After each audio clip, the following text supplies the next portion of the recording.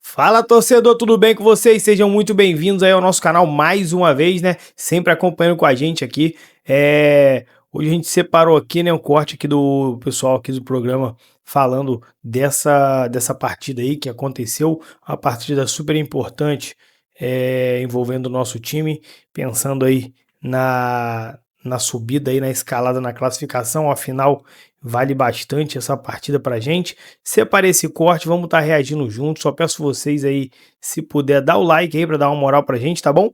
E também se inscreva no canal, afinal aqui a gente vai ter notícias diárias, né? A gente traz pré-jogo, pós-jogo, tudo que você precisa saber do nosso time você encontra aqui, então não tem por que você não estar inscrito, tá bom? Vamos pro vídeo, vou soltar aí, no final a gente volta dando uma passadinha na tabela, vamos ver como é que ficou aí, tá bom? Recuperar os lesionados agora é prioridade. Do Rio de Janeiro, Thiago Carvalho atualiza o boletim médico rubro-negro. O caso de Pedro é o de maior concentração de atenções do departamento rubro-negro.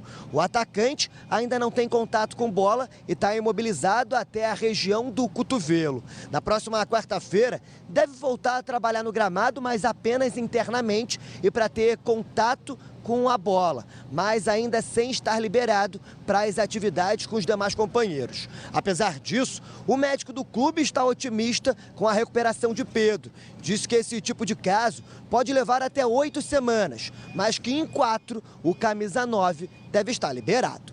Além de Pedro, outros boletins também foram atualizados. O caso de Cebolinha, que ficou fora das últimas partidas com uma lesão do quadril, é otimista. Hoje, o atacante já voltou a fazer trabalho com bola e deve ser liberado para se juntar aos demais companheiros. Já o caso de Carrascal vai ser avaliado diariamente. O colombiano tem um estiramento próximo à costela direita. E aí, todos os dias deve ser avaliado para saber se as dores estão melhorando clinicamente. Essa vai ser a questão de Carrascal. Somente quando as dores passarem, ele vai ser reintegrado ao grupo, mas não há uma lesão constatada na região.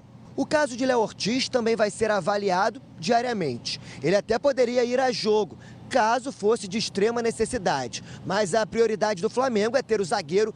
Primeiro, sim, houve um grave problema na preparação do Flamengo. Por quê? Porque quando você tem o Racing, que é um jogo determinante, e o Palmeiras, que é outro jogo determinante para o futuro do Flamengo nas duas competições, aí sim você tem obrigatoriamente que ter muito cuidado e muita calma para fazer a sua melhor escolha. Agora, no caso específico do Campeonato Brasileiro, quando você sabe que a decisão da Libertadores é em 29 de novembro, você tem que ter a qualidade do elenco do Flamengo à sua disposição. Da mesma maneira que o Abel soube usar o elenco do Palmeiras na partida contra o Juventude. O Felipe tem dificuldade para entender isso, Jorge? Não acho não. Eu, ao contrário de você, eu acho o Felipe muito bom técnico. Embora na preparação para a final, para o jogo único, eu entenda que o Palmeiras leve vantagem. Eu acho que o Abel está mais habituado, está mais preparado para fortalecer seu time para um jogo específico.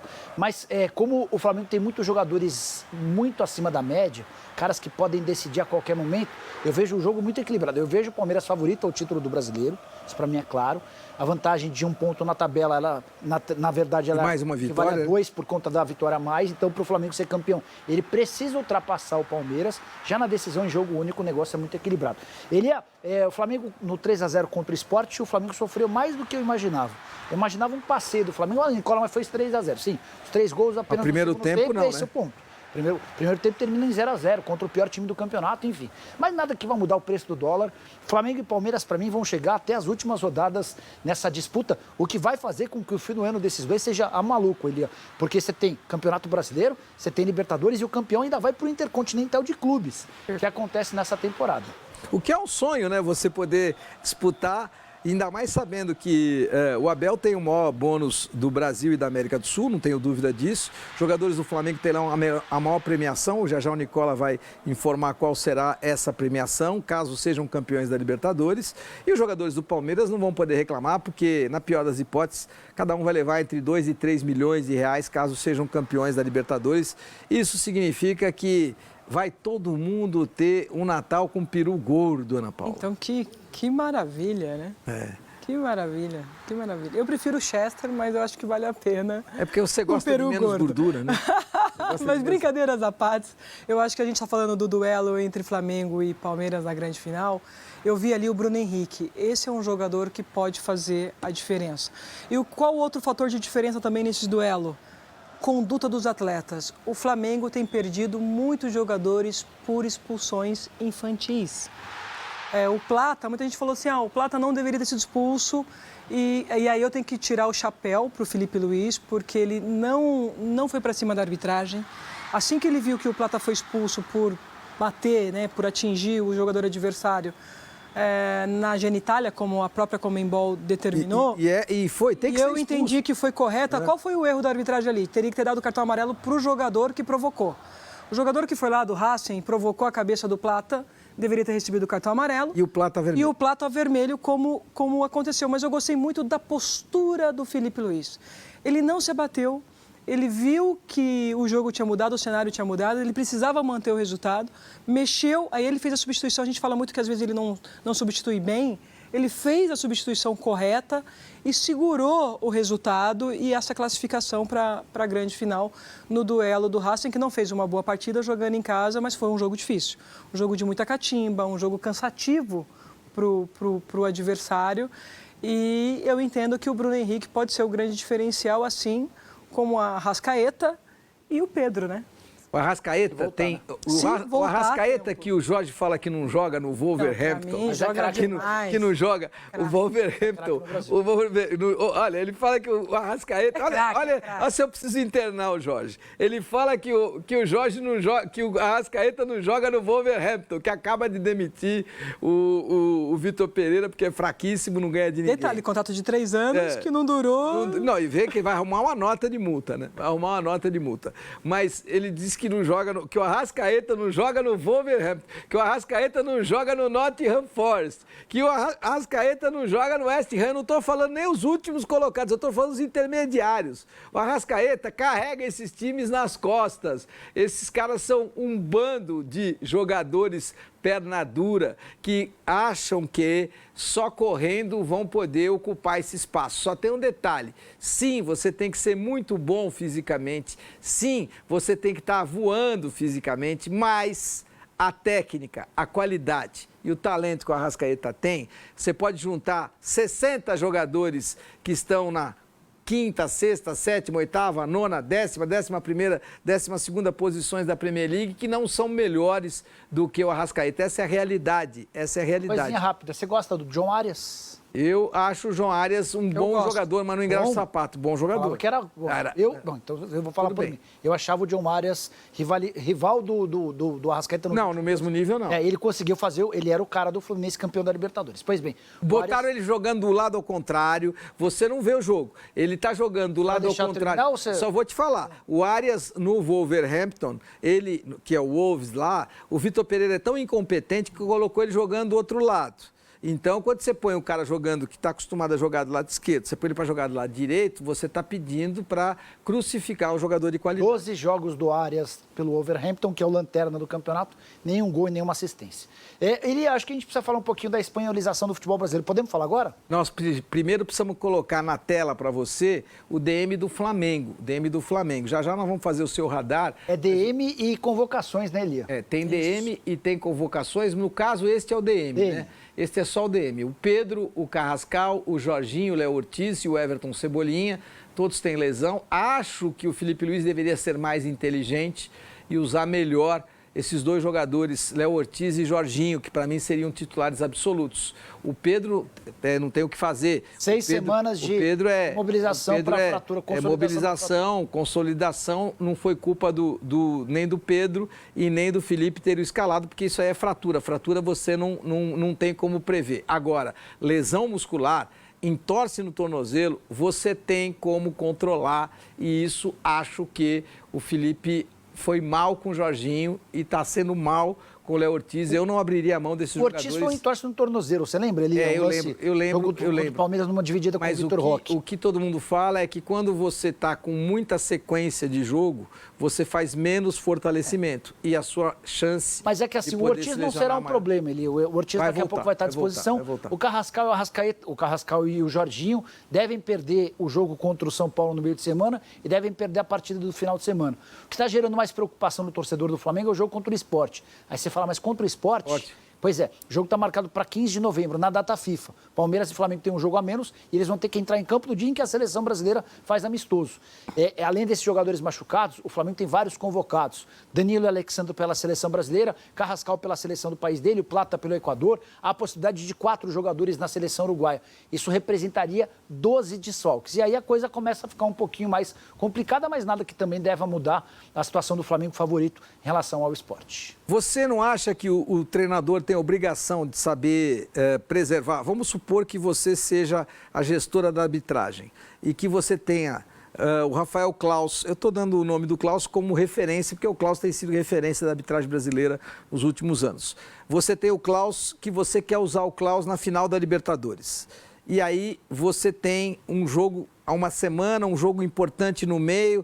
Você não tem que preservar o Claus para a final da Libertadores, você não tem que saber quantos dias eu preciso dar a ele.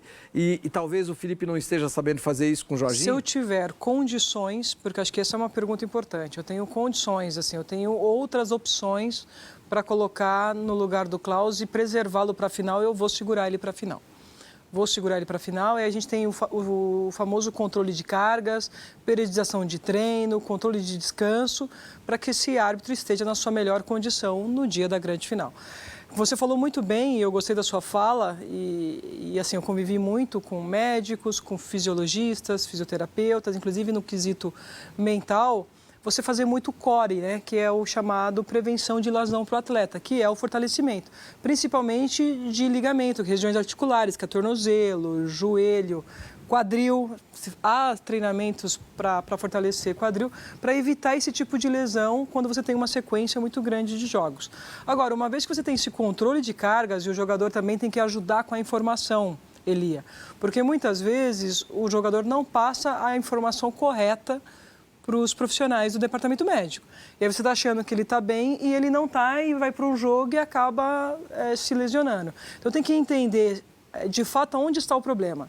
Na insegurança do atleta de informar que ele está fadigado, que ele está cansado, que ele precisa, talvez isso gere uma insegurança, e aí fazer esse acordo com o treinador, ou se é o treinador, por uma questão de necessidade, não abrir mão daquele jogador e colocar ele em risco, sabendo que ele pode vir a lesionar, mas aquele jogo que ele quis utilizá-lo era importante para ele. É fato, é fato.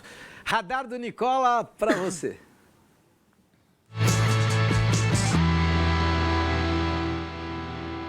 O Flamengo promete pagar o maior bicho de sua história em caso de conquista de título da Libertadores da América de 2025. Vocês sabem, o Flamengo está classificado para a decisão contra o Palmeiras. O prêmio prometido pela Conmebol pro campeão é de 129 milhões de reais. E a diretoria, por meio do BAP e do José Boto, prometeu ao elenco 40% desse valor. Estamos falando de 51 milhões de reais a serem divididos entre atletas e membros da comissão técnica. Vou citar alguns dos maiores prêmios já pagos pelo Flamengo. Temporada passada, título da Copa do Brasil foram 28 milhões de reais. Em 2019, aquele ano mágico, de 33 milhões de reais pelo título da Libertadores e 29 milhões de reais pelo título do Campeonato Brasileiro. Com 51 milhões de reais, que serão divididos de acordo com a proporcionalidade, quem mais jogou tem direito a um prêmio maior, dá para dizer que os atletas titulares e que jogaram com mais frequência vão ficar com algo na casa dos 3 milhões de reais, caso de vitória contra o Palmeiras, na decisão marcada para 29 de novembro em Lima, no Peru. Imagino que esse também seja o prêmio que a diretoria do Palmeiras deva destinar ao Palmeiras, porque o Palmeiras tem uma coisa que não vai ter problema nesse final de temporada, é com a arrecadação. Convocação da Seleção Brasileira de Futebol para você. Hoje o Carlo torcedor, então tá aí. Esse foi o vídeo que a gente separou, um vídeo bacana aí, né? Um vídeo bem completinho. Então por isso eu já peço para vocês deixarem o like, né? Se inscrever no canal.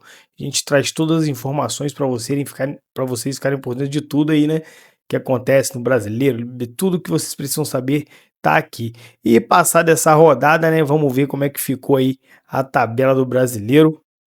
O Palmeiras, né, segue líder ali com 65 pontos, colado, né, logo atrás ali o Flamengo com 64, Cruzeiro vem com 60, Cruzeiro ali ganhou Vitória rebaixado praticamente, né, o Vitória não consegue ali fazer pontos, somar pontos, o que dá uma tranquilizada no pessoal ali de cima que tá meio embolado, mas o Vitória não mostra força de reação, então acaba deixando o pessoal mais tranquilo.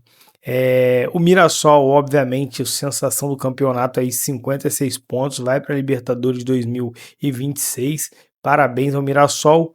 O Bahia aí com 52 no G5. Botafogo empatou, né? Teve esse empate aí com o Mirassol. Um empate ali, né?